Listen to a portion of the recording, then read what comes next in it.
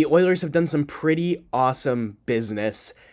It's pretty safe to say that Edmonton's star-studded forward core is getting even better heading into next season, with Jeff Jackson's group getting business done at the start of July. I'll talk about that and more, but first give us some love and hit the subscribe button if you like the content we've produced on this channel so far. So for the Edmonton Oilers outlook for this 2024-25 season, I'm going to start with taking a look at the players that are out, just to establish who has moved on from the team. There are 4 of them. Sam Carrick got 3 years from the New York Rangers, which seems like a bit of a hefty term, but there is something to be said in support of consistency in your bottom 6. Fresh off his buyout, Detroit's going to roll the dice on Jack Campbell on a 1-year deal for $775,000. It makes sense that somebody took a chance on Campbell. He did put up pretty solid numbers in the AHL last season, and he's only a few seasons removed from finishing top 10 in save percentage and in goals against average. Just maybe don't ask how that season ended. Nope. But question that I have is why Detroit? Someone's got to ask Steve Yzerman why he's got 4 goaltenders under contract, and save for Detroit making a trade involving at least 1 goal, you have to assume Campbell isn't starting the year in the NHL. Vincent Desharnais departed for Vancouver. He signed a 2-year deal in Vancouver with the Canucks. It makes sense as a low-risk bottom pair option for the Canucks, and it's not a player I'm too upset to see go, because you always had a mix of good and bad with Desharnais, but it seemed that there was a lot more bad than good when the games mattered the most. Probably the guy I'm going to miss the most is Warren Foegele. It seemed this season that when Edmonton's offense was struggling, they could usually count on Foegele to pop up with a goal.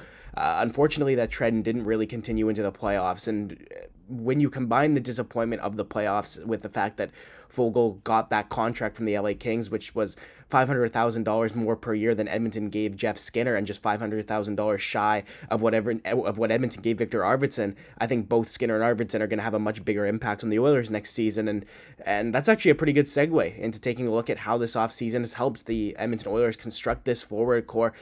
Here's the line combinations on Daily Faceoff right now, and obviously this is far away from the season. These are projections, but let's break them down. Jeff Skinner, Connor McDavid, and Zach Hyman is, to keep it brief, a dream first line. Looking at Jeff Skinner, his skating is arguably his most defining trait.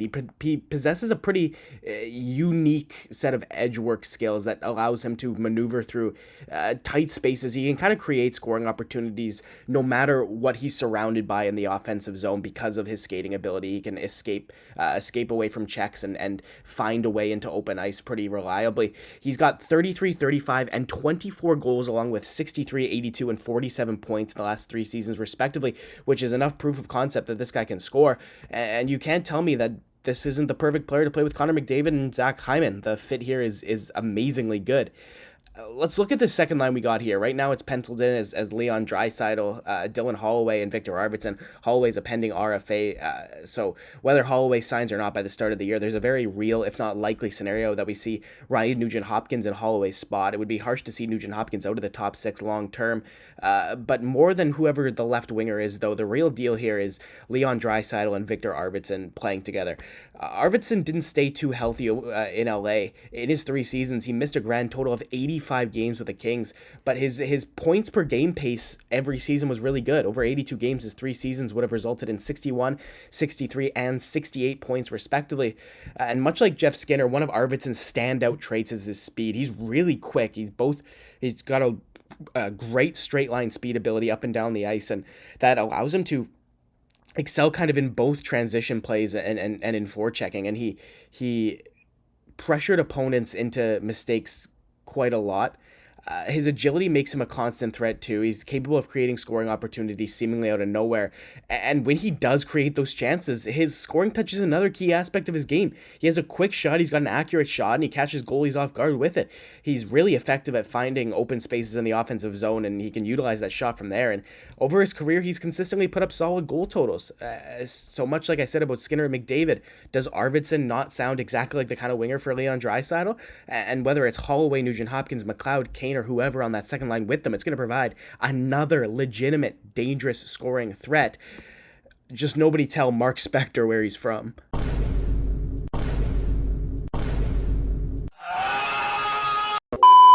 If that is to be the top six, this bottom six of the Oilers all of a sudden looks really threatening. The status of Evander Kane is an obvious concern, but if injury problems persist into next season, the Oilers have Corey Perry to fill the spot. Ryan McLeod had a solid season last year, and at 24, expecting more improvement to his game is reasonable. McLeod, Nugent-Hopkins, and Kane, or if not Kane, Corey Perry, thanks to Kane's health, it's a solid trio if all things go right, and it could be one of the league's more productive third lines. Looking at the fourth line, the re-signing of Matthias Janmark was huge. He didn't score as much as you'd have hoped in the regular season, but he chipped in at a good rate in the playoffs. Him, Adam Henrique, and Connor Brown, or if it's not Connor Brown, probably Corey Perry, will be a pretty significant pain in the butt for other teams, and it exemplifies how strong this forward core is. Like, there are plenty of other teams in the NHL that would have one or all three of those players higher in the lineup than the fourth line, which kind of just further tells you how deep this Oilers group is.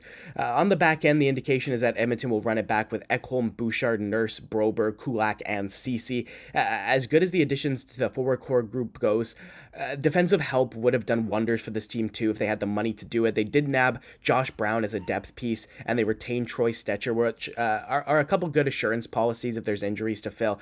Looking though at Philip Broberg, the 23-year-old defenseman really came into his own in the playoffs last year. He earned the spot he's going to get with the Edmonton Oilers during the playoffs last season. I'm looking here, 10 games, 2 goals and 3 points in the playoffs after 12 regular season games. He had a great year in Bakersfield. I think I actually think Philip Broberg, this will be year one of a lot of years that he's in Edmonton's top 4 at least.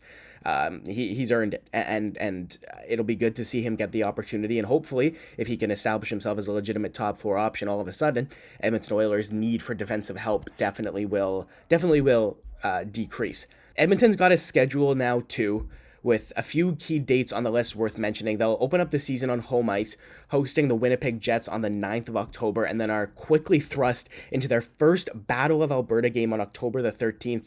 6 days after that, they'll travel to Dallas for the first Western Conference final rematch of the season. The next Battle of Alberta comes on November 3rd in Calgary, before the first rematch of last season's second round series between the Vancouver Canucks and the Edmonton Oilers is on November 9th. The first rematch of last season's Stanley Cup final with the Florida Panthers. The Panthers are in town on December 16th. The Oilers and the Canucks will play twice in the span of a week in January, in Vancouver on the 18th and then in Edmonton on the 23rd. Edmonton make their only trip of the year out to Florida for a February 27th game before a big run of 4 games for the Oilers against Pacific Division rivals from March 29th to April 5th. That could very easily have a massive impact on the standings of the Pacific Division near the end of the season. There is big games spread throughout the season, and as much as it's still early July, being able to circle some of these dates on the calendar, the ones I gave you, are kind of the high profile rivalry games. The first time the Dallas Stars are in town, you've got the games against the Canucks, the home opener against the Winnipeg Jets. Being able to circle some of these dates on the calendar is going to add a good level of excitement of what's to come for an Oilers team who are looking even better on paper, in my opinion, this year than they did last year.